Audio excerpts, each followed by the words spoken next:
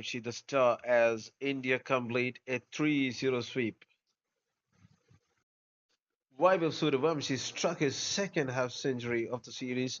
Mayada returned 3 wickets and Yash Thakur 2 as India registered a comfortable 35-run win in the third T20 against Zimbabwe in Harare to complete a 3-0 series sweep.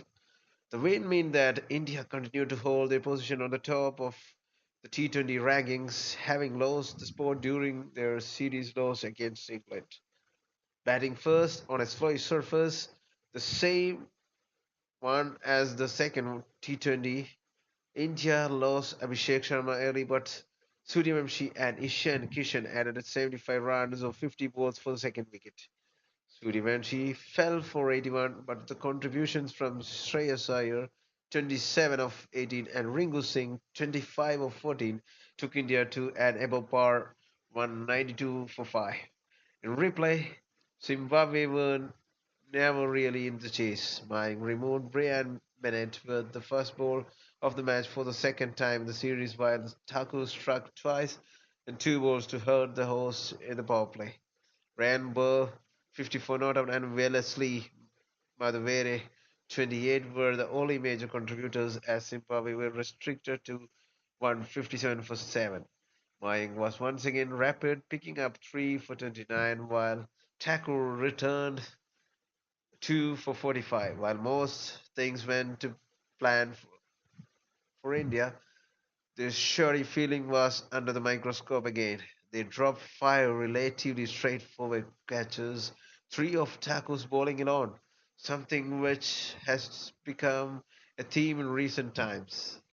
Well, it was another Suryavamshi special. It was an Suryavamshi innings though, as he completed his 50 of 31 balls, the second slowest of his short T20 career. But on a surface where though the line shots were easy, Suryavamshi was ready to bide his time.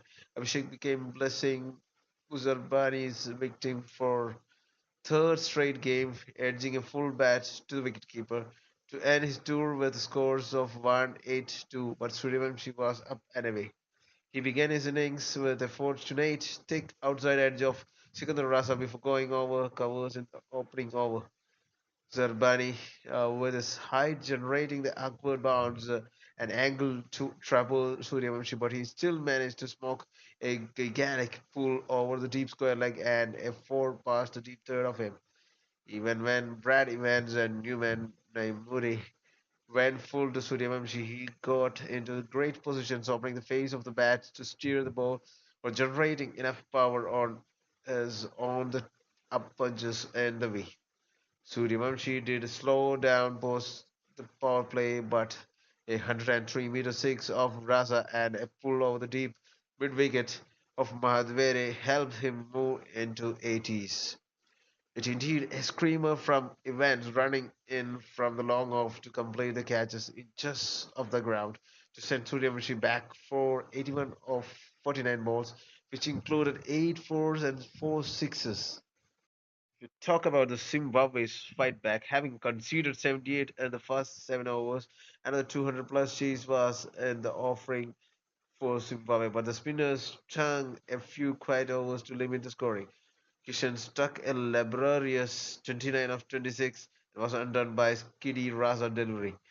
Even Iyer found the going through initially, but before he laid into Madvere, taking him for the 2 consecutive fours in the 15th over.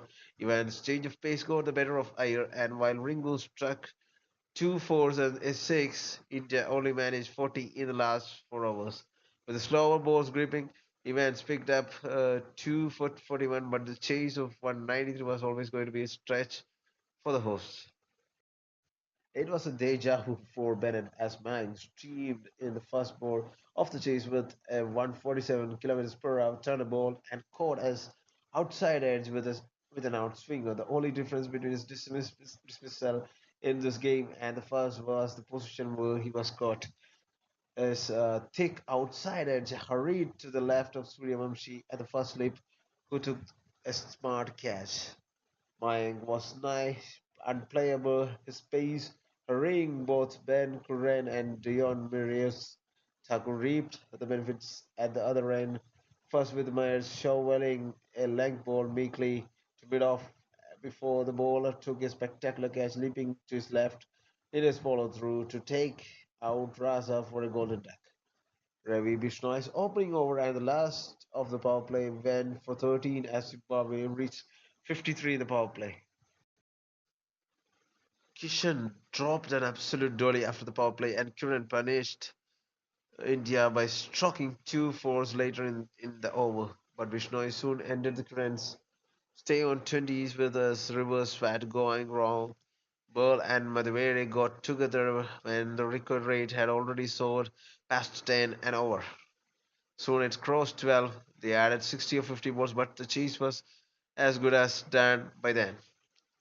Both batters were dropped once each. Madhveri at the cover by Tilak Verma and Burl at the deep square leg by Suryavamshi. The toughest of the five catches that went down. Mayank removed Madhveri for his second wicket while Burl reached his 50 in penultimate over with the leg lines. This was his 55th T20 50 and came off 42 balls. Evans hit a 6 during his short stay, but Zimbabwe barely threatened the chase.